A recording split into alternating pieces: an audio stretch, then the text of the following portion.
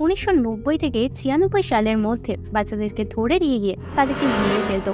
এরা 5 বছরের নিচে বাচ্চাদেরকে বেশি চুরি করতো। আর এই চুরির সংখ্যাটা 10টা বা 12টা নয়, টোটাল 40টা বাচ্চাদেরকে ওরা মেরে ফেলেছিল। মেরে ওদের দেহটাকে নষ্ট করে দিত, যাতে কেউ আর ওদের খোঁজ না পায়।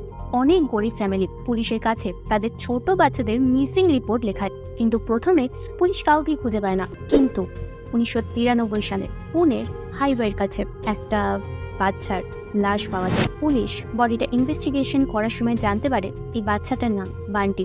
কদিন আগেই এই বাচ্চাটার নামে একটা মিসিং রিপোর্ট করানো হয়েছিল। আর এরপর থেকে এরকমভাবে বিভিন্ন জায়গায় বিভিন্ন বাচ্চার লাশ পাওয়া যাচ্ছিল, কিন্তু কে বা কারা এই জিনিসগুলো করছে সেটা পুলিশ কিছুতেই বুঝতে পারছিল না। এই জিনিসটা এইভাবেই চলে যাচ্ছিল 1996 সেপ্টেম্বর পর্যন্ত। তবে অক্টোবরে এমন একটা বাচ্চাকে চুরি করে